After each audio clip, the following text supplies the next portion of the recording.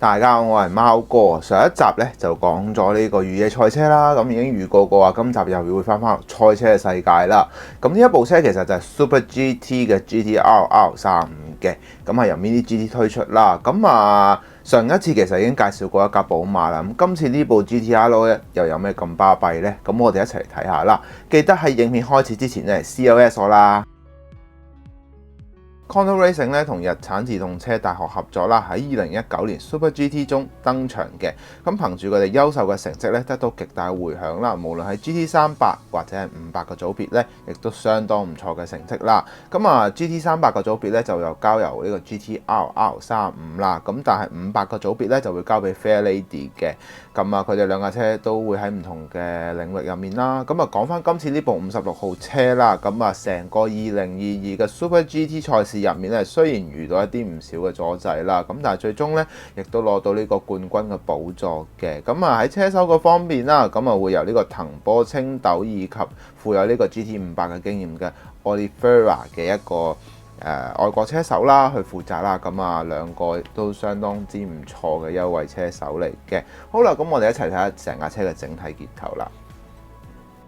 好啦，咁大家咧見到呢一部車啦，咁其實咧最主要第一樣嘢，我諗相信大家會買嘅原因，當然佢係 GT-R 啦。咁第二樣嘢都係佢身上面超多嘅花紋嗰種精密度咧所吸引住而走咗去買嘅。大部分嘅細節亦都得以保留啦。印刷方面當然都唔需要講㗎啦，都係不容置疑，一路都係高質素嘅。咁我哋睇翻顏色先啦，喺噴塗上面咧，大家睇翻真車嘅圖片啦。咁其實呢一隻藍色咧，應該咁講比較難捉摸啲嘅，佢喺介乎天藍色與純藍色之間嘅，喺唔同光線呈現下咧，佢個深度都會有少少嘅唔同啦。今次 Mini GT 咧，今次呢一隻藍色咧就偏向咗比較鮮豔啦。如果日後咧佢喺顏色上面嘅表達咧，如果再深翻少少咧，成個感覺就會更加實淨啲啦。同埋另外值得一讚咧，就係咧成架車嘅整體車架咧，由呢個車頂一路伸延到車尾嘅呢條咧集骨線咧，係非常之接近真車嘅效果嘅。所以咧，我成日話佢哋而家做 GT-R 咧，真係越嚟越似啦，嗰個像真度越嚟越高啦。好啦，我哋咧都會由頭講到落尾啦，成架車啦。但係咧整體嚟講咧，我都相當中意呢一款車嘅。好啦，咁我哋先從車頭嘅部分講起咯。好啦，我哋先從車頭嘅部分講起啦。其實第一步咧，我哋值得第一時間會留意，當然就係成個前面嘅處理嗰個軌面罩嘅部分啦。呢一個位置咧，我睇到真係估唔到佢做得到啊！就係呢個軌面罩啦。軌面罩其實佢係有啲凹凸嘅紋理啦。但係喺上面印刷咧，如果做出嚟嘅感覺就係非常之糊啦。但係咧Mini GT 咧喺呢一個印刷上面就好穩定輸出啦。睇到佢嗰個細節紋理咧喺放大鏡度咧都非常之清晰嘅。第二樣嘢啦，頭鏟嘅部分啦，紅色嘅以及一啲點綴嘅位置啦，亦都係非常之工整啦。頭鏟嘅弧度亦都唔需要講噶。值得留意嘅嘢係咩呢？就係喺兩邊嘅風刀部分啦。喺風刀部分咧，比以前更加工整同埋銳利咗嘅。尤其呢啲所謂嘅收邊位置啦，我自己就覺得佢有進步咗好多嘅。呢啲圓邊嘅位置值得一讚啦。咁講完呢一個前面嘅部分，最主要係咩？就係頭燈嘅重要部分啦。頭燈咧，除咗以前嘅裏邊已經有一個燈帽嘅，即係個燈杯入面嘅燈帽咧，係有做到一啲細節上面嘅分帽之外咧，亦都喺嗰個射燈嘅位置咧，亦都有重新再去做一個細節嘅紋理處理啦。最緊要係咩啊？佢個天使眼咧，今次亦都有俾埋嚟嘅，大家可以見到啦。呢一條好似 Z 型嘅紋咧，呢一個上色件咧，亦都有做得非常之工整啦。嚟到車側嘅部分啦，我哋可以睇到咧，其實咧車側嘅部分咧，從佢嗰個鯊魚窿嘅位置啦。首先我哋先講車油冚嘅散熱窿先啦。車油冚咧嗰個凹陷度咧，喺反光嘅位置其實都比較上係工整以及咧企理嘅，成個感覺咧每一格嘅收邊嘅位置啦，咁我自己就覺得都係可以係做工水準之上㗎啦。咁印刷我都唔多講，因為再講又侵㗎啦。我哋講啲佢突出嘅地方啦。前沙板嘅位置亦都要講。呢一種前沙板嘅表達咧，就係我最中意嗰一種方法嚟嘅。因為其實之前咧有另一款啦，咁其實佢哋就做得比較線條比較刻意啦，同埋比較突得比較出少少。咁我就話，如果佢哋改善都可以做到咁樣嘅效果咧，呢個就係我想要覺得即係更加似一架GT 賽車應該要有嗰種嘅凌厲感覺啦。咁呢個位置突出嚟咧，又都唔會過分地刻畫啦。咁但係成個感覺好順嘅，好有嗰種空氣動力學嘅感覺啦。咁呢度亦都俾到你嘅成個感覺啦。嗱，車鈴嘅部分咧，大家一定會問我點解我入邊你攞翻嚟好似係銀色嘅喎？點解會咁咧？嗱，我睇翻真車圖片咧，其實佢係兩層色嘅，係夾鈴咁嘅樣嘅。咁咧，所以我就用咗一個淨係個面同埋啲爪咧，我上咗黑色啫。內圈我亦依然都係保留翻嗰個槍灰色嘅效果嘅。咁啊，成個感覺營造出嚟會有少少唔同啦。係啦，咁大致係咁啦。咁我哋講完車頭嘅部分啦，講下車側嘅部分啦。好啦，從車側嘅部分講起啦。嗱，咁其實咧，成個車側嘅佈局咧，喺個車架嘅部分咧，我哋睇到係前長後短嘅設計同真車係一模一樣啦。車頂嘅呢一條閘骨線咧，我好中意係即係 GTR 嘅神髓咧，即係 R35嘅神髓就係呢一條好流線型嘅向後嘅呢一條我哋叫做頂線嘅位置啦。點樣處理咧？呢一個位置咧 Mini GT 就做咗一個好好嘅示範啦。嗱，咁喺車嘅印刷上面咧，當然就清晰啦。咁第二樣嘢值得留意嘅就係無論中文字同英文字上面嘅比例啦、大細啦。亦都係相對地比較準確啲嘅，用放大鏡都睇得好清楚啦。嗱，側裙嘅位置咧，我哋從車頂嘅部分望落去啦，佢唔會過分突出嘅呢一個部分。咁因為呢一級咧，其實有陣時候我見過有其他車咧做呢個位置做得好鬼硬嘅，成個感覺咧係即係上面就比較上調和啲，下面做得好硬，過分硬朗嘅時候咧，嗰個注目度就會變晒入去呢啲入氣窿位置。當然啦，你話係要做嘅，咁但係咧，你都要適當地睇翻成架車嘅整體比例個感覺，而去營造嗰個感覺啦。嗱，咁車頂嘅部分亦都唔需要講噶啦。嗱，值得留意嘅部分係咩咧？就係呢個 logo 啦，有兩個部分嘅 logo 個位置啦。呢一個銀色嘅表達咧，非常之我自己就覺得好滿意，同之前嗰架寶馬50週年咧嗰個線條嘅表達係一模一樣嘅。呢個位置好靚嘅，呢個金屬感嘅感覺啦。咁第二樣嘢值得留意嘅就係呢一個我哋叫做由車門後面嘅呢一條角角嘅呢條白色線啦，一路伸延至車尾嘅呢一條我哋叫做拉花線啦，喺嗰個工整度啦，以及一個銜接度嚟講咧，亦都係適中嘅。尤其銀色嘅表達咧，嗰種兩段式嘅顏色嗰個均衡度咧，亦都做得非常之好啦。咁我自己就非常之中意呢一樣嘢嘅。咁大致咧車側嘅部分咧就係咁樣啦。咁我哋又講下車尾嘅部分啦。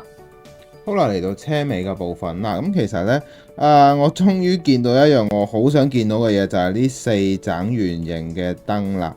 佢係全部都係水晶件，因為其實以前咧，佢哋都有過往嘅作品噶嘛。佢哋喺燈件上面嘅顏色呈現咧，好多時呢啲位係淺得滯嘅。咁而家咧係更加象真，有一種我叫做深嘅透明紅色啦，去配上一個銀色嘅點啦。大家睇到真車咧，同一模一樣噶啦。咁呢啲唔需要講噶啦。我自己就覺得哇，終於似翻 R35嗰盞咁靚嘅仔嘅燈啦，呢度出現翻啦。嗱，另外一樣嘢啦，喺呢個大餐台嘅呢個尾翼部分啦，亦都係工整啦，以及冇任何飛邊啦。大家可以見到咧，尤其呢啲我成日都話嗰啲飛邊係咩飛邊咧？就係呢啲位置啦，即係呢啲我哋叫做兩邊翼上面嘅轉駁位啊，以及一啲我哋叫做水口位啊，呢啲位置佢哋做得好唔好咧？其實就睇到佢哋嗰個工整度啦，以及咧反光嘅時候咧，你睇落會唔會覺得嗰個波浪紋順咧？呢啲感覺咧就會睇得好清楚。我就成日講緊呢啲嘢咯，即係有啲人問我喂，咩叫做飛邊？就係呢啲就係飛邊咯，膠件上面嘅飛邊啊。嗱，另外一樣嘢咧。喺尾泵把嘅位置咧，亦都有細節咁保留咗大部分需要嘅嘢啦，例如一啲粒紋啊、一啲網嘅散熱中網嘅位置，亦都有全部呈現俾到你。大家可以從反光嘅位置亦都見到啦，呢啲位置全部有晒嘅。下面嘅尾擾流嘅部分啦，亦都係唔會話做得過分刻意嘅呢一樣嘢啦。咁呢個就十分之中意嘅。整體嘅車尾嚟講，佢成個完成度非常高嘅。咁大家會問我啦，喂，你又讚到佢咁好啦，咁喂，其實有其他好多唔同嘅牌子都出咗 GTR 嘅喎，咁當然啦，亦都咁講，一分錢一分貨。咁我嘅主張就係話 CP 值，即係用最少嘅價錢買到最高質素嘅嘢。咁而家 Mini GT 就做緊呢樣嘢。當然你話TLV 嗰啲唔係話唔好嘅，都好正嘅，我自己都有買添。咁但係當然嗰個價錢已經去到而家就話好似平啲啦。咁但係當時我買都過咗200㗎啦，咁所以即係要咁樣去比較咯。當然你話用200嘅 standard 去做咧，咁有唔同嘅做法啦，係咪先？係啦，大家要明白呢一點啦。講漏咗少少嘅，最後一樣嘢咧就係側鏡嘅部分啦。今次嘅側鏡咧喺個細心度嚟講咧，無論喺個比例嘅拿捏啦，以及細節上面咧，亦都係清晰咁還原到啦。咁就呢一個側鏡嘅部分啦，無論喺大細比例上面咧，亦都適中嘅。咁啊，同另外嗰個牌子咧，咁其實之前我介紹過另一部咧，就嗰個側鏡非常之巨嘅。咁如果咧佢做翻呢一個大細咧，咁就真係差唔多啦，成個質感即係大少少咯。佢嗰個但係就唔會話即係超大咁樣咯，係啦。好啦，我哋講完成架車啦，咁我哋又講下內籠嘅部分啦。好啦，嚟到內籠嘅部分啦，咁其實我打開咗個內籠之後呢，我係覺得有驚喜。個驚喜位係咩呢？就係呢一啲後嘴嘅位置啦。嗱，咁其實咧呢一架 Condor Racing 呢，咁其實佢都係根據翻2018年嗰個 spec 去改嘅。咁就我睇翻佢嘅資料，就用翻2018年大家睇到真車嘅內籠圖片，因為其實揾得非常之少啊。都唔係話十分之準確啦。咁盡量我揾到一個就係佢哋官方網頁當時出嗰個效果嘅相去做啦。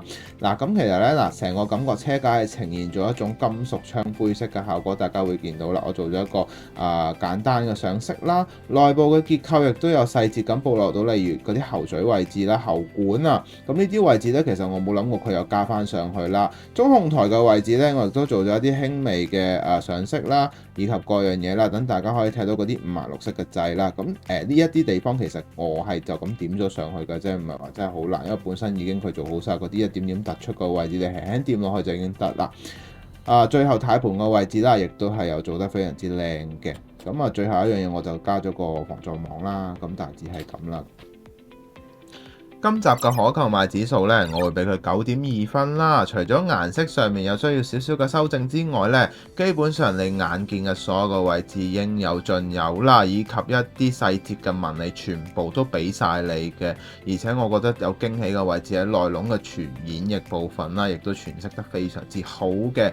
頭燈尾燈嘅位置呢，亦都應有盡有啦。我自己比較中意就係尾燈嘅部分啦，終於睇到其實有啲開心嘅，真係好開心見到佢，喂又修正咗佢呢一個，我覺得哇一路以嚟我覺得真係爭少少嘅位啦，佢終於做到啦。咁同埋黃色燈嘅位置呢，佢上面亦都有做到細節嘅紋理處理啦，非常之正嘅一款車啦。